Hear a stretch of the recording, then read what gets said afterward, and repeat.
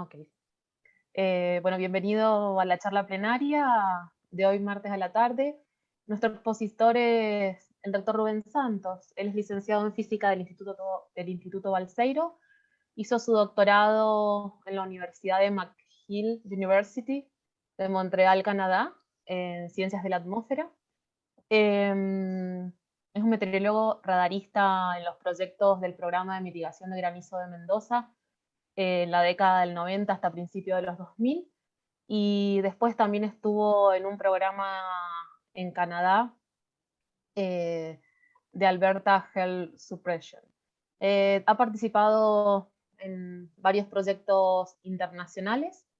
Es docente, es profesor asociado del área de física del ciclo básico de la Facultad de Ciencias Exactas, acá de la Universidad Nacional de Cuyo de Mendoza, y es profesor invitado de la Universidad Nacional de los Comechingones en Merlo San Luis. Actualmente sus temas de investigación son la modelación de eventos meteorológicos severos, como vientos tipo sonda y procesos convectivos profundos. Bueno, ha recibido algunos premios, así que un placer, Rubén, perdón, tenerte con nosotros. Rubén nos va a hablar acerca del desafío en la modelación numérica de la atmósfera en la región de Cuyo, Argentina. Así que bienvenido nuevamente, tenés unos 40 minutos aproximadamente para dar tu charla, te Perfecto. escuchamos a partir de ahora, gracias. Bueno. Muchas gracias Gabriela, muchas gracias a la organización por dar este espacio, ¿no? Y poder contar un poco el tema de investigación que uno está realizando, que es algo que lo hace con pasión. Yo creo que todo lo que estamos, ya sea en la meteorología, en la geodesia, hacemos todo esto con mucha pasión y bueno, la verdad que es una posibilidad muy linda y agradezco este espacio para poder contar algunas cosas de las que uno está realizando. A ver, Gabriela, voy a ver si puedo compartir, a ver si se puede compartir. Sí, ahí te vemos. A ver, ¿se ve Vemos bien? bien. Sí, vemos bien y te escuchamos bien. ¿Se ve perfecto? Bueno, Perfecto. vamos a empezar por el principio, que quedó atrás.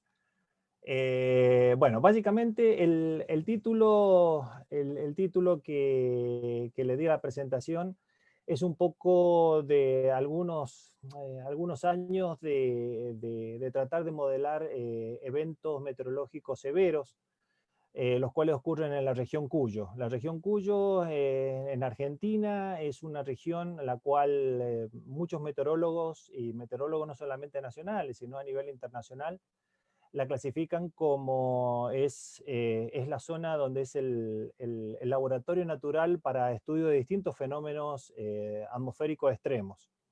Fenómenos atmosféricos extremos que van como el viento sonda, que es un viento tipo Chinook o tipo Föhn en los Alpes, y además la presencia de tormentas durante la época estival, la presencia de tormentas de granizo relacionadas con desarrollos convectivos verticales profundos, los cuales trae asociado la precipitación de grandes cantidades de agua y granizo que ocurren en cuestiones de minutos.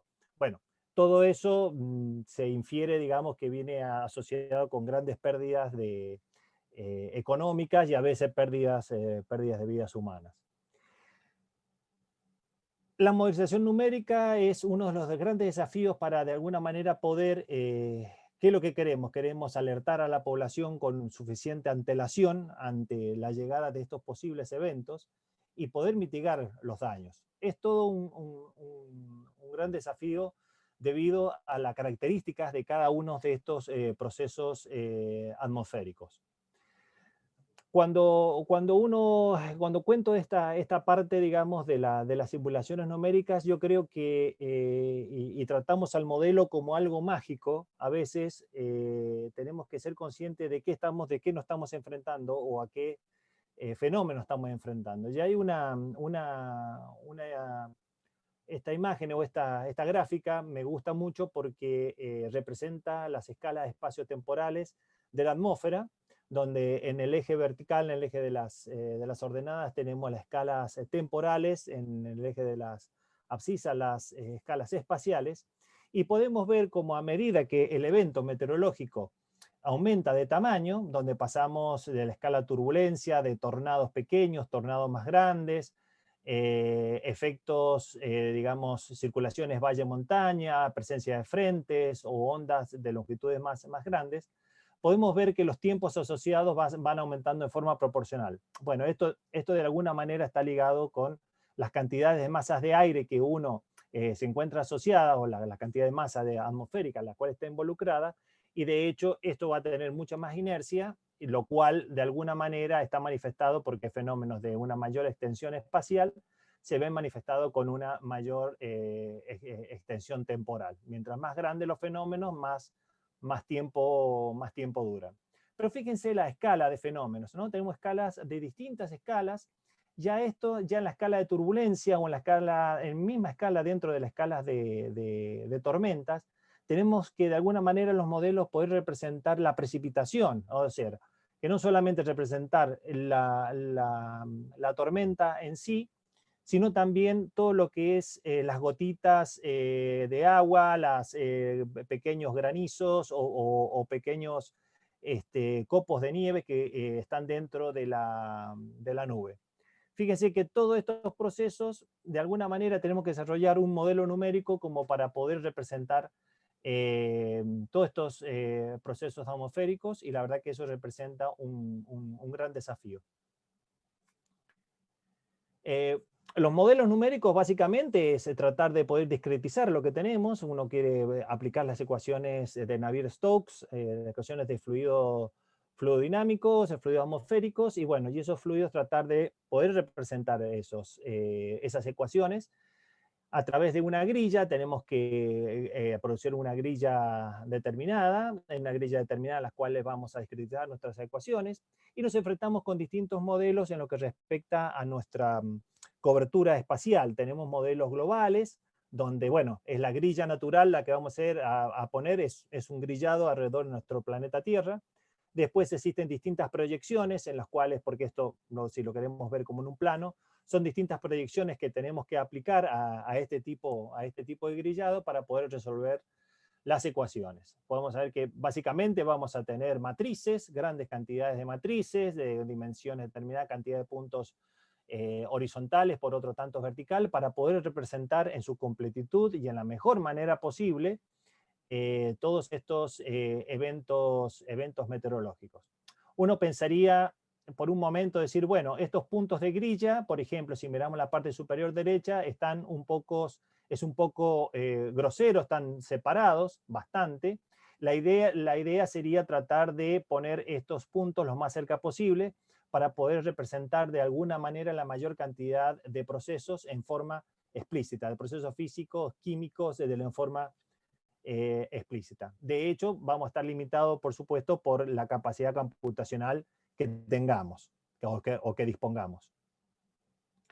Existen distintas estrategias de grilla, dado que queremos lograr una mayor representación o una mejor representación de los fenómenos a escalas pequeñas, de escalas grandes, escalas pequeñas. Algunos modelos, como el modelo canadiense GEM, es un modelo global, el cual tiene una particularidad de que permite que la estrategia de grillado sea una estrategia variable, en donde se puede ir variando en forma paulatina desde las escalas grandes a las escalas pequeñas, y en particular en esta zona, fíjense que el grillado más denso está sobre la zona de interés, que en nuestro caso es la zona Cuyo. Otros modelos de característica ahora regional, donde a diferencia de los modelos globales, estos modelos son cajas las cuales nosotros les tenemos que proveer las condiciones de borde cada un determinado tiempo, cuyas condiciones de borde van a ser provistas por un modelo global, como por ejemplo puede ser uno de los tantos modelos utilizados, el GFS. Este modelo o esta representación de anidado que ustedes están observando es la asociada al modelo WRF, Weather and Research Forecasting Model, que es un modelo que contiene el estado del arte de todos los de desarrollo científico, está en la última frontera de conocimiento en lo que respecta a la representación de fenómenos atmosféricos, y que es un modelo de acceso libre para poder correr en una PC en una PC hogareña. No se necesita de una infraestructura como grandes clústeres para correr el modelo, si bien la ventaja que tiene que los tiempos de ejecución o el tiempo de integración van a ser mucho más rápido en clúster de computadoras. En una PC puede uno hacer un trabajo, si por así decirlo, digno, digamos, en tiempos bastante razonables. Acá básicamente es algo que comparten, algo un poco más específico que comparten los modelos. Estos modelos son modelos totalmente compresibles, son modelos no hidrostáticos, tienen una determinada coordenada vertical que permite seguir o digamos, ir desde la parte más alta de la atmósfera hasta el suelo, y en el suelo tenemos el reto o el desafío de incluir o tratar de representar de la mejor manera las características topográficas. Por eso se elige una determinada coordenada vertical. Bueno, existen otras características particulares respecto al tratamiento numérico que se le dan a las ecuaciones.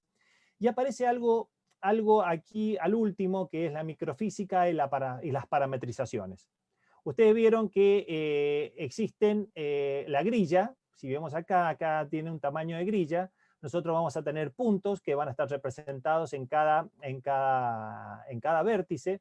Pero ¿qué pasa si tenemos algún proceso dentro de la grilla? Esos procesos no los vamos a estar representando explícitamente, sino que de alguna forma tenemos que incluir el efecto de transferencia, de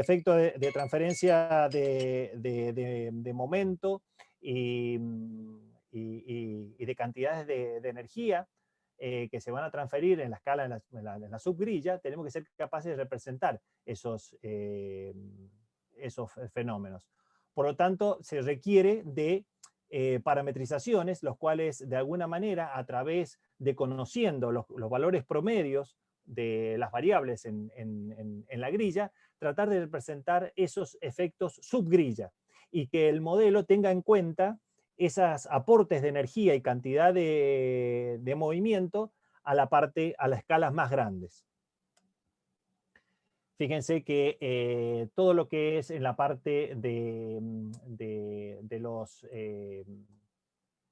los procesos físicos en la subgrilla, existen distintas parametrizaciones. Tenemos parametrizaciones de cúmulus, de microfísica, de radiación. Fíjense que la microfísica está relacionada con todo lo que es aquello, gotitas o hidrometeoros que se encuentran dentro de las nubes. ¿Cómo se forman esos cúmulos? Porque podemos tener nubes en escalas más pequeñas. Si tenemos espaciamiento de grilla de 5 kilómetros o de 10 kilómetros, podemos tener cúmulos dentro que no estamos resolviendo y tenemos que de alguna manera representarlo. La capa límite, también esa división que existe en la atmósfera, llegamos a la superficie y cómo representamos esa interacción con la superficie, y la radiación, obviamente esa transferencia de calor a través de este mecanismo, y su complicada de alguna manera interacción entre cada una de estas cajas.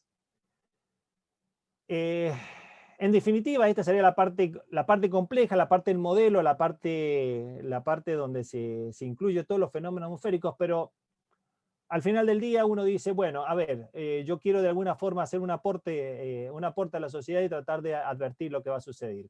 ¿Qué nos interesa? El cuándo va a suceder, dónde va a suceder, si va a suceder un evento meteorológico, cuándo, tarde, mañana, noche, madrugada, dónde, en qué parte, en el desierto, en la ciudad, en el pedemonte, cómo se mueve ese sistema. Si es un sistema altamente precipitante, es interesante saber hacia dónde se mueve por la característica no solamente de la gran cantidad de agua que puede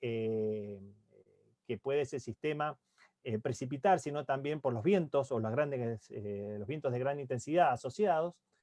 Y la duración, ¿cuánto va a durar? ¿Va a durar 1 hora, 2 horas, 24 horas, 48 horas? Bueno, tengo que de alguna manera tener una idea desde la génesis del fenómeno hasta la disipación completa, tratar de representar lo mejor posible la vida de este sistema, del sistema meteorológico, y tratar de hacerlo con la mayor antelación posible.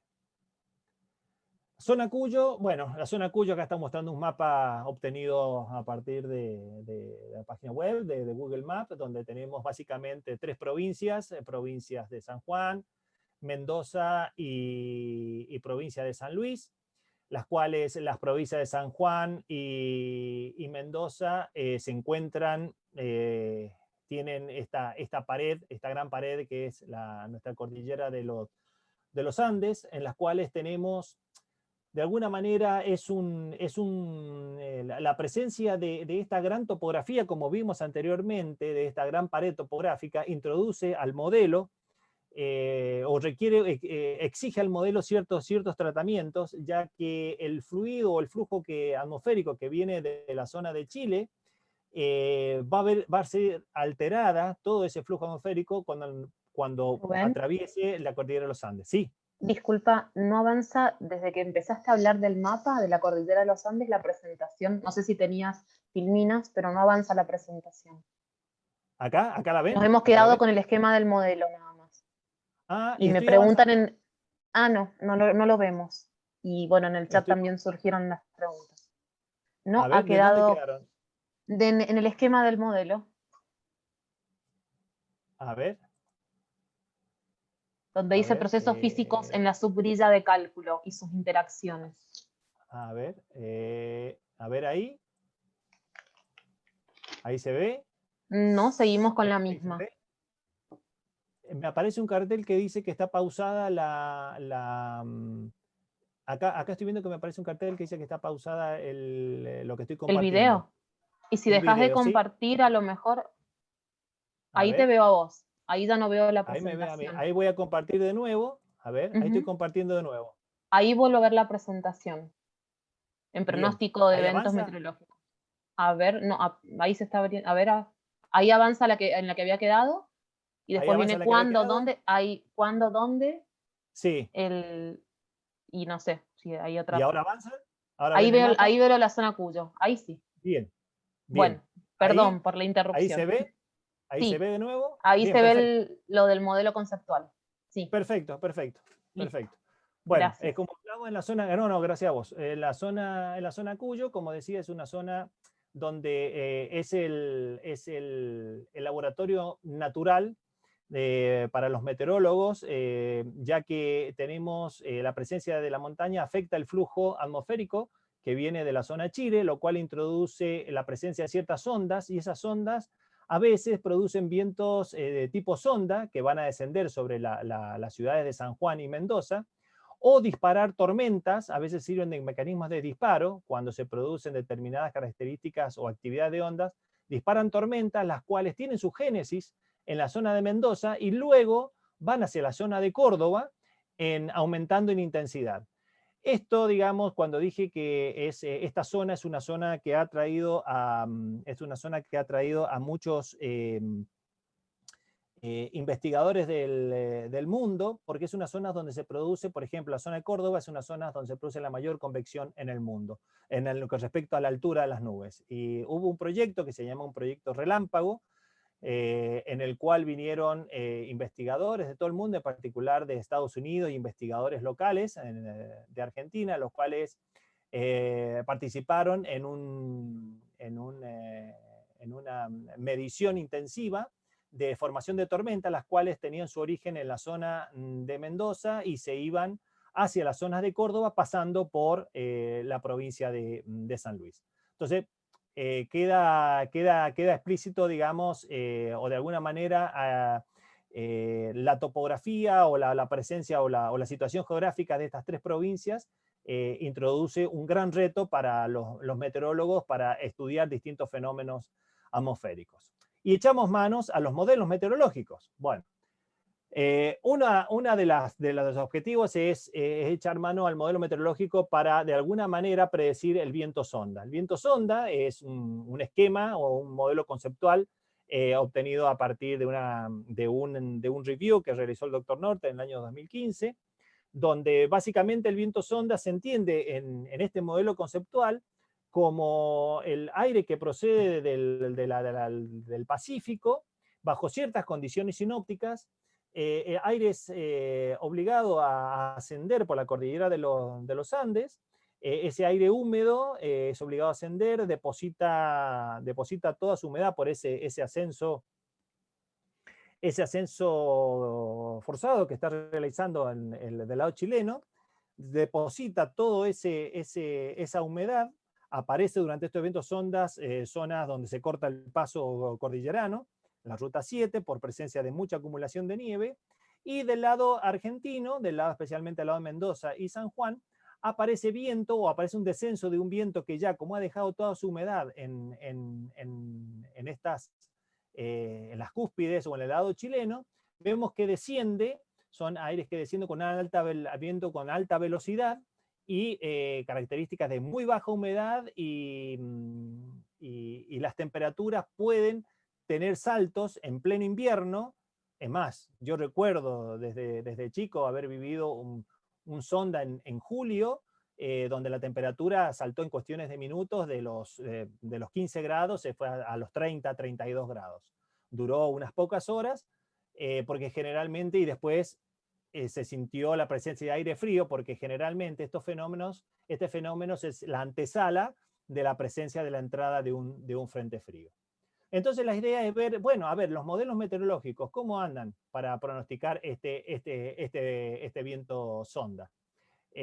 Antes que nada, quería mostrarles la frecuencia de estos eventos, también un trabajo realizado por el Dr. Norte, donde ha clasificado los eventos sondas en Z1, Z2, Z3, similar a lo que uno puede acordarse de la escala de Fujita, digamos, nada más que es en el caso de los tornados. En este caso es una escala para ver la intensidad del viento, donde Z1 es menos intenso y Z3 más intenso.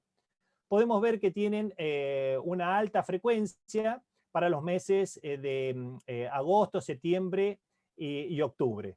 Y están en el lado mendocino, están en su mayoría son eventos Z1, son sondas más débiles. En cambio, en el lado de San Juan, en el lado sanjuanino, también la climatología es aproximadamente, está un poquito desfasada, pero tenemos también para los meses de agosto, septiembre y octubre la mayor frecuencia, pero son más intensos. En la zona provincia de San Juan tienen vientos sonda o efectos sonda mucho más intensos.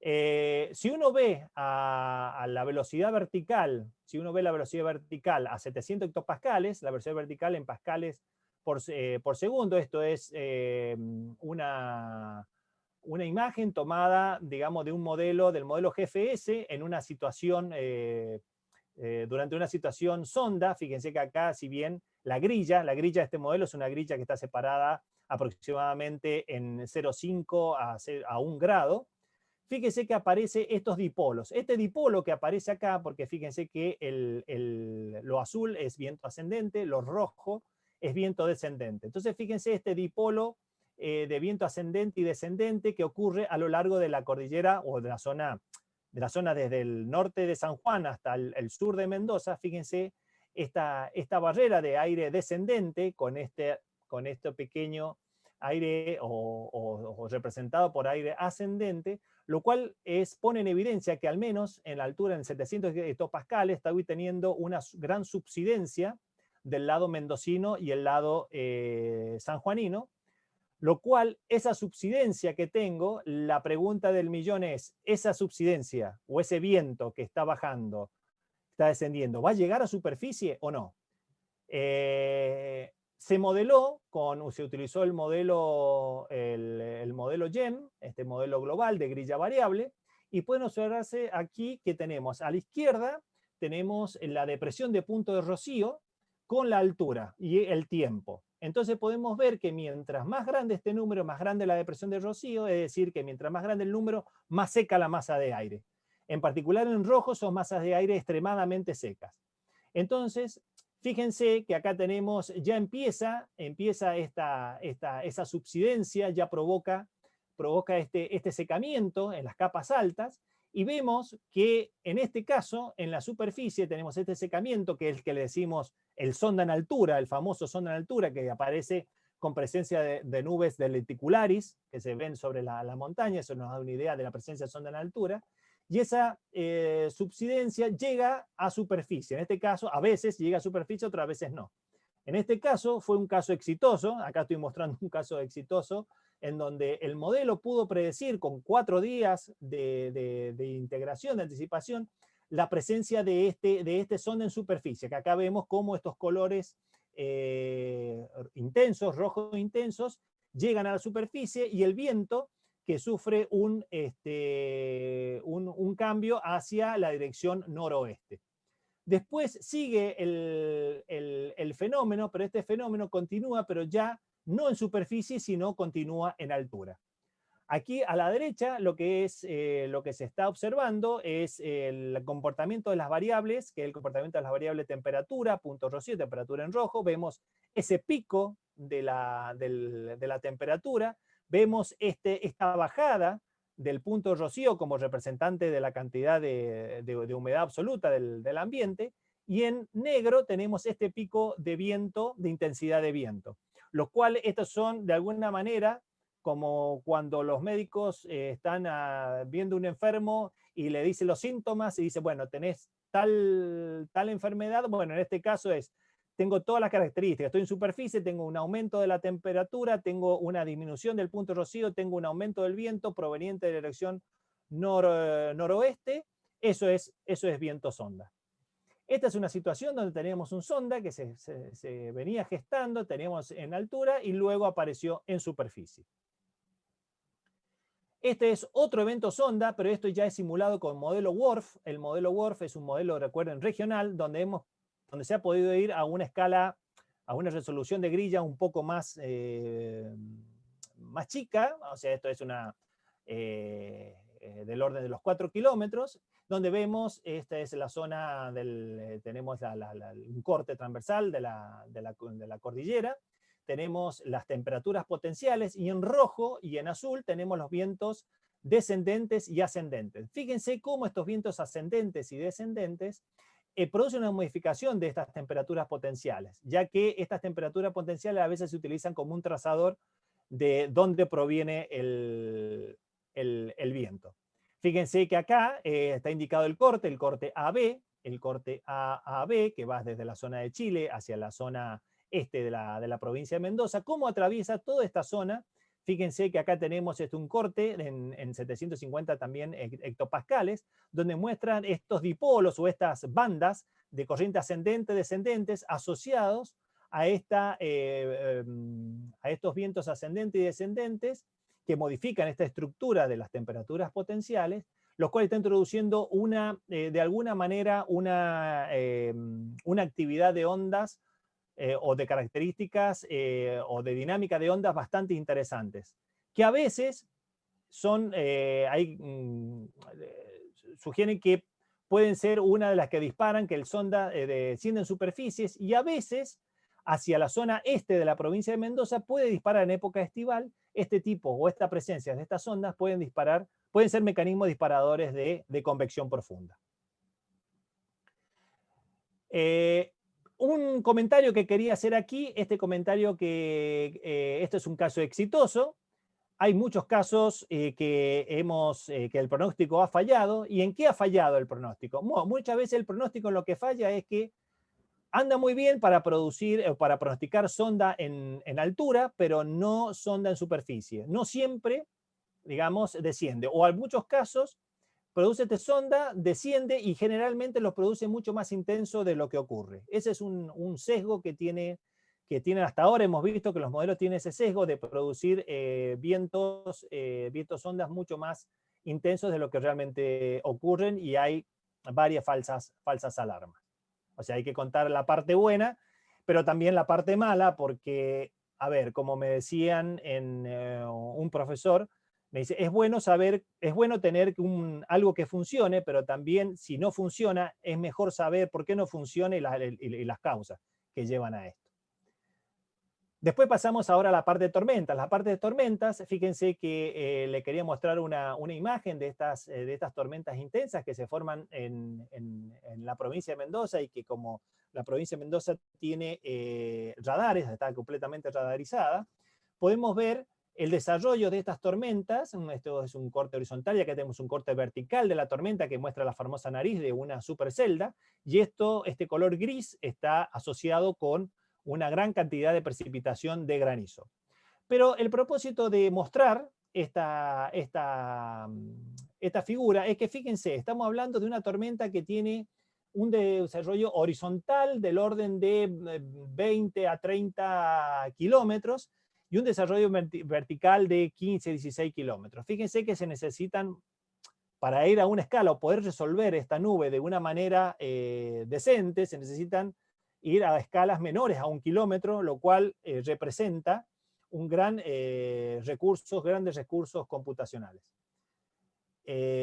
Lo cual no necesariamente va a reproducir, mientras más alta resolución, no necesariamente va a reproducir mejor simulación o mejor pronóstico. Eso es algo también que hay que dejar en claro, porque uno puede decir, bueno, tengo la supercomputadora que puede ir a escalas a escalas muy pequeñas, a escalas de turbulentos moleculares, pero no necesariamente va a converger al fenómeno atmosférico que estoy tratando de simular. Y a la derecha, lo que tenemos acá a la derecha, tenemos el desarrollo. Fíjense que en desarrollo, esto es visto fotos, y fíjense que cambia muy, fíjense, la nube, aumenta mucho la precipitación de la nube, pero en cuestiones de minutos. Fíjense que desde la hora 23 al 23:43 tenemos prácticamente en 20 minutos, se produjo precipitación y ya a alturas medias o altas, y después en 20 minutos ya tenemos en precipitación en superficie. Fíjense la velocidad con la que estos fenómenos ocurren. Y los modelos, de alguna manera, tienen que ser capaces de poder capturar toda esta génesis o esta génesis rápida, y además también tener en cuenta todo este proceso de formación o combinación o juego de todos los hidrometeoros dentro de la nube. ¿Qué tratamos de hacer? Bueno, tratamos de simular una situación, no una tormenta particular, sino vemos en la zona de San Luis, que es la provincia que separa Córdoba de Mendoza, que es ese corredor de tormentas donde se intensifican. Tratar de alguna manera, tratar de ver cómo funciona el modelo en lo que respecta a la cantidad o a la predicción de precipitación, de cantidad de precipitación acumulada durante un día o 2 días de situaciones de muchas tormentas. Para ello se eligió San Luis porque uno es ese motivo, que es esa zona intermedia, este corredor natural de tormentas, pero también porque posee una gran red de estaciones meteorológicas, las cuales tienen un acceso de fácil acceso al público. Es simplemente una página web donde puede accederse simplemente y bajarlos hasta 10 años, 10, 15 años, que es el tiempo que tiene la red, la cual está funcionando, y podemos obtener datos, series temporales horarias. Otro de los mecanismos también que tenemos que tener presente en zonas donde, por ejemplo, no tenemos muchas estaciones meteorológicas, es pensar si vamos de alguna manera a utilizar o a tratar de cuantificar precipitación, si bien con una cierta aproximación, es tratar de utilizar datos satelitales. Por ejemplo, uno de los datos satelitales clásicos obtenidos es datos satelitales SIMORPH, que son datos que se obtienen a partir de observaciones de los satélites, a partir de las observaciones de microondas producidas por los topes nubosos. Infiere de alguna manera cuánto es la precipitación en superficie.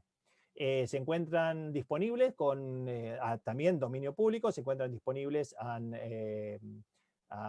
aproximadamente de 0,077 grados de espaciamiento, que son 8 kilómetros en el Ecuador, y con una resolución temporal cada 30 minutos.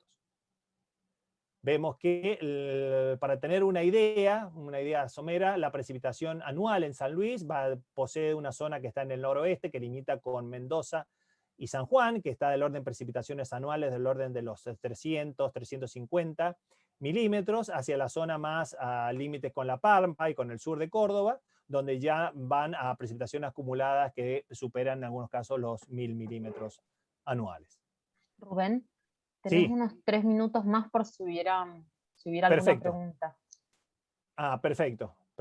Ya voy concluyendo entonces. Entonces, en esta validación tratamos de simular un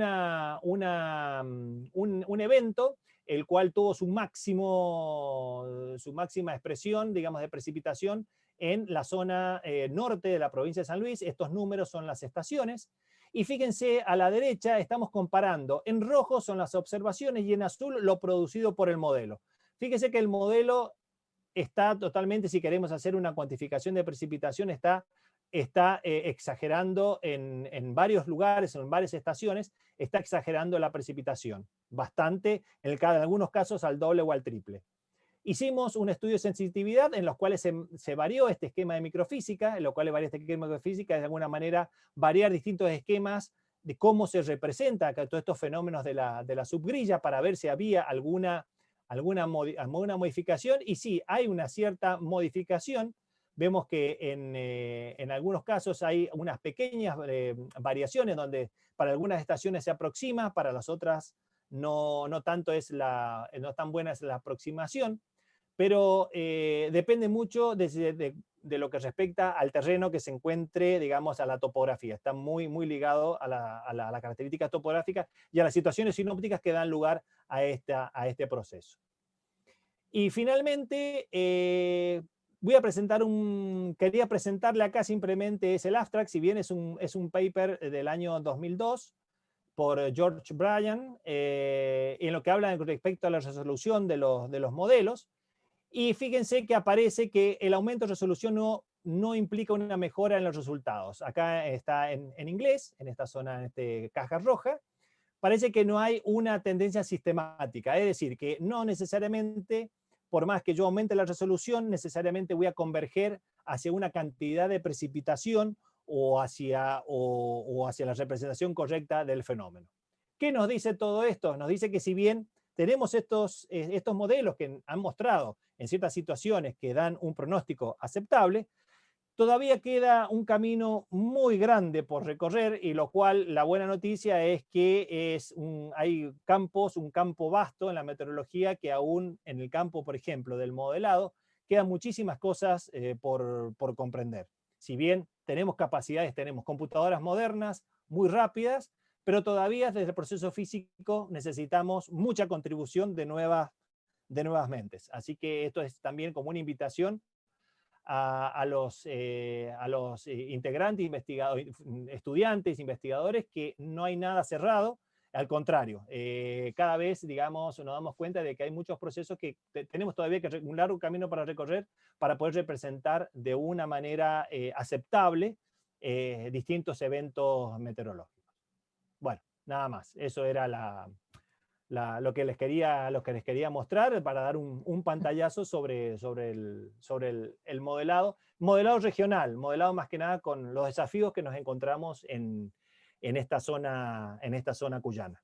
Muchas gracias. Muchísimas gracias, Rubén. La verdad que la charla súper clara, sos muy didáctico, muy didáctico.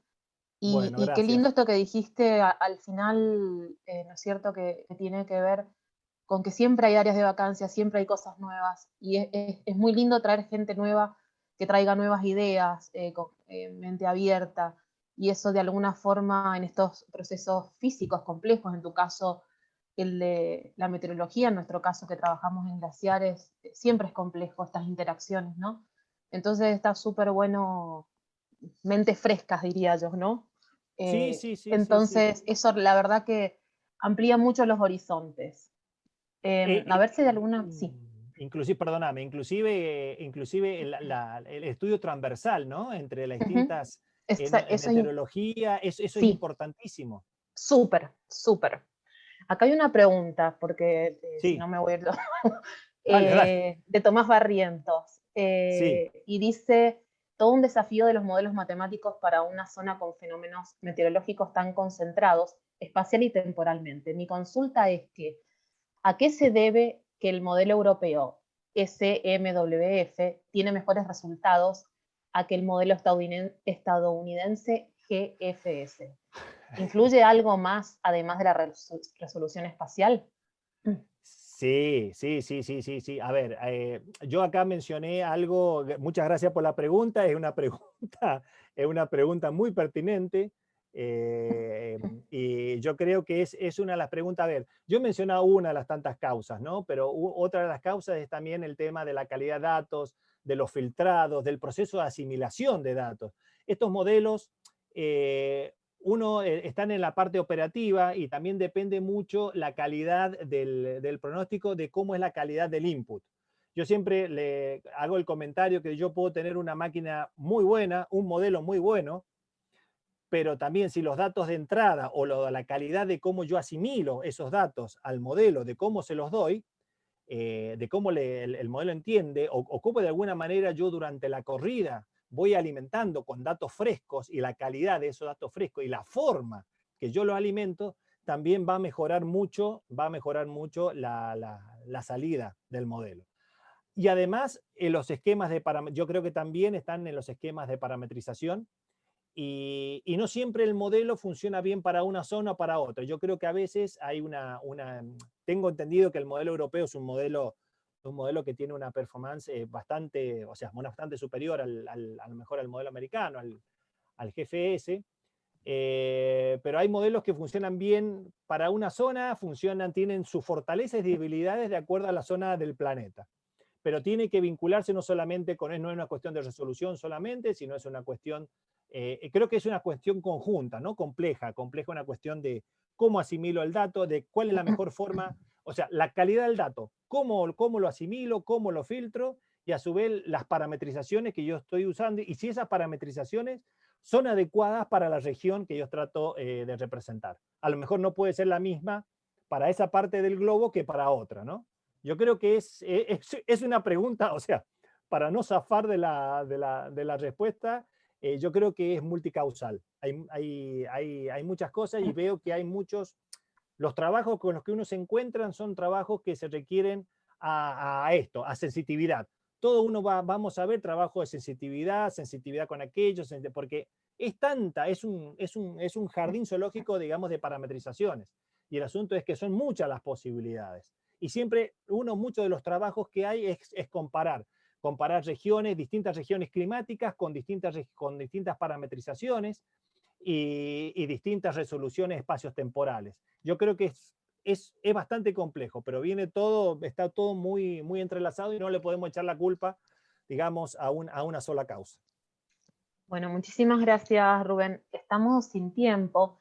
Acá Virginia Macker te hace una pregunta, yo pienso que te lo va a preguntar por mail. Ahí está el mail, Virginia, te podés contactar con él. Lamentablemente tengo que seguir con el esquema porque si no se atrasan todas las charlas. Súper interesante todo y bueno, y un placer haberte tenido con nosotros. Bueno, Muchísimas gracias. un gusto, muchas gracias. Y bueno, todos aquellos que quieran escribirme, ese es mi correo personal, así que bienvenida a todas las consultas. Muchas gracias. Gracias, Rubén. Gracias.